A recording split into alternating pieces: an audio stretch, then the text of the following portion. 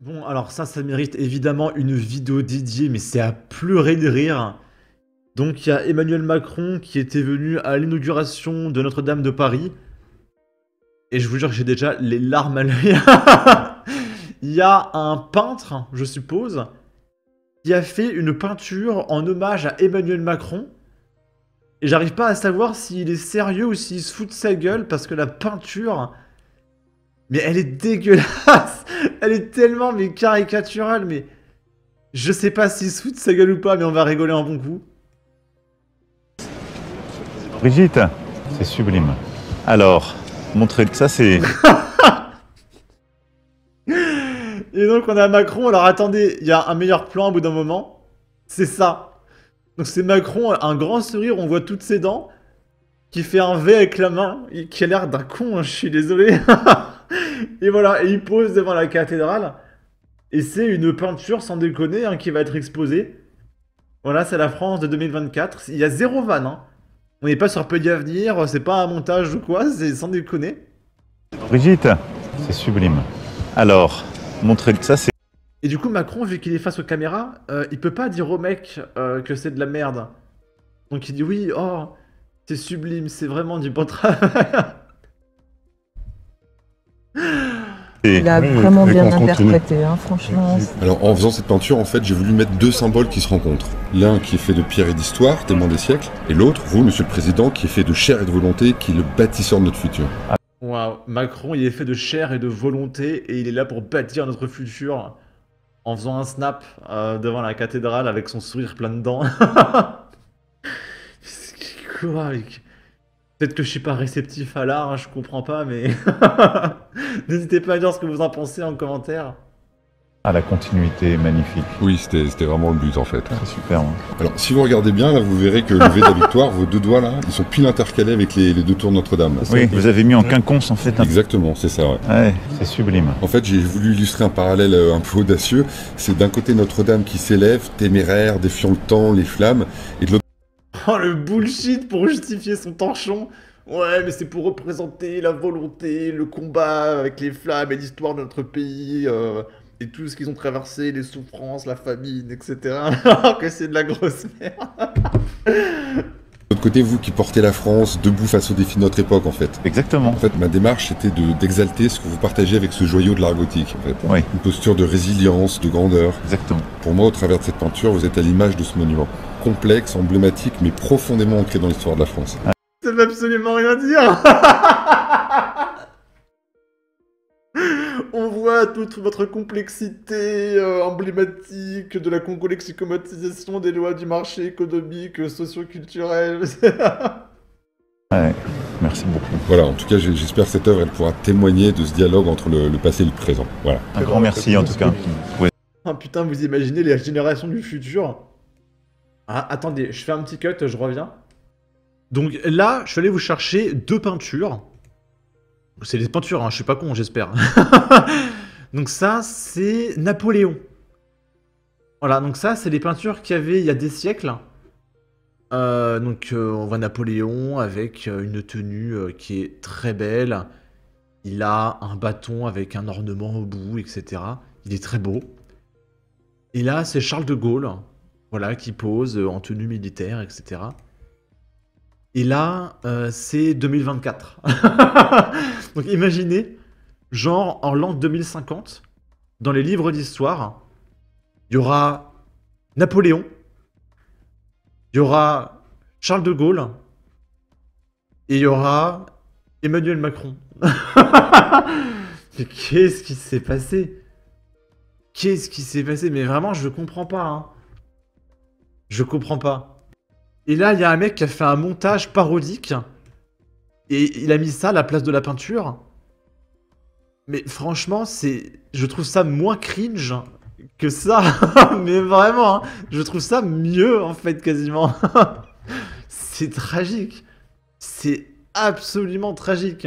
Là, je dois cacher la vidéo avec un chaton extrêmement mignon. Donc c'est un mec dans le RER qui urine par terre. Et donc là, on voit son sbeul, donc je peux pas vous montrer. Et c'est filmé.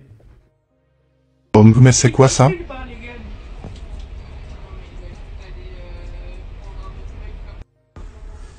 Et du coup, vas-y. Non, mais Et du coup, là, c'est le pipi, voilà, qui coule par terre. Et donc le mec, il est en train de pisser à droite, là. Et du coup, vas-y. non, mais pitié, c'est quoi ça, s'il vous plaît? Je venais sur Paris et tout, je me suis dit, vas-y, je vais prendre les transports et tout, parce que j'ai la flemme de conduire. Et en plus, sur Paris, pour trouver une place pour se garer, c'est grave galère, tu vois. Du coup, je décide de prendre le train, mais en fait, je comprends pourquoi je me suis instauré une règle de ne plus jamais prendre les transports. Désolée, mais c'est quoi ça? Les gens, ils savent pas se tenir, en fait. Il y a des comportements à avoir, je suis désolée, mais... Et du coup, le coupable en question, c'est ce monsieur, hein, qui a l'air bien français, hein. Il a l'air bien français, les copains. Et donc voilà, je sais pas pourquoi il fait ça. Ensuite, là, on est à Rennes, et il y a des sortes d'émeutes. Parce que il y a un étudiant qui a usurpé l'identité d'un enseignant et qui lui a fait dire des propos racistes. Et du coup, il a subi des menaces de mort, etc. Et en fait, on a découvert que c'était pas lui, mais que c'était un élève, probablement de gauche, qui lui a fait dire des trucs racistes pour qu'on s'en prenne à lui. Et du coup, il y a eu une contre-émeute d'élèves qui soutiennent le prof.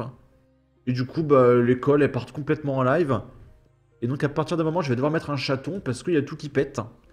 On est sur France TV.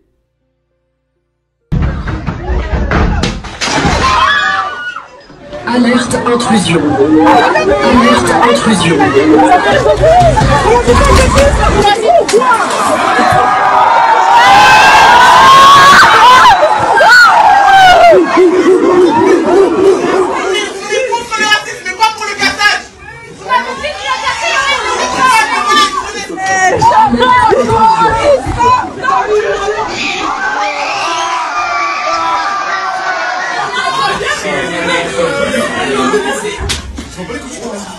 En fait, ça peut vraiment se casser.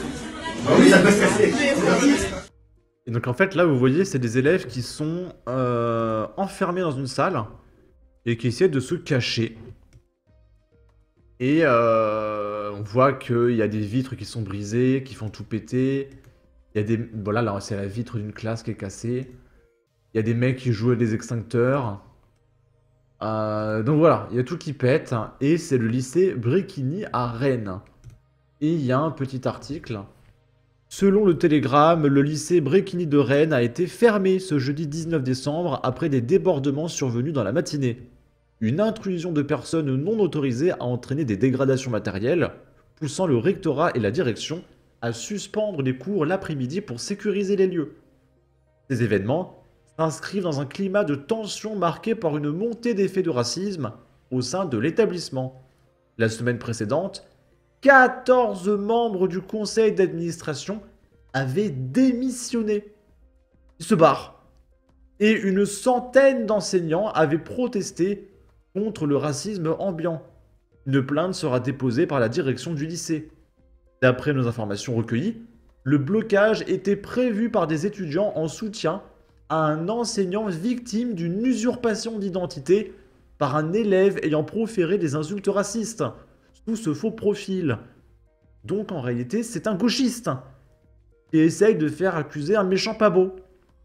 Ce lycéen a depuis fait l'objet d'une menace d'exclusion après son passage devant un conseil de discipline. Jeudi 12 décembre, plus d'une centaine de professeurs avaient débrayé en guise de protestation. Nous sommes totalement solidaires de notre collègue, scandaleusement calomnié. Nous refusons le racisme et sa banalisation. Nous devons tous le rejeter, collectivement, ainsi que toute forme de discrimination, que ce soit envers les femmes, les homos, etc., etc., dans nos classes. Après ce rassemblement, l'élève a été prié de repasser devant un conseil de discipline, cette fois-ci académique. D'après nos confrères de Ouest France, plusieurs lycéens regroupés au sein de Bréquistance ont organisé une assemblée générale ce dernier lundi. Ok. Eh bien écoutez, on a fait le tour. Sur ce, n'hésitez pas à donner votre avis, votre opinion, à partager, liker, commenter, ça aidera au référencement de la vidéo sur YouTube. Abonnez-vous, suivez-moi sur Twitter, prenez soin de vous, salut!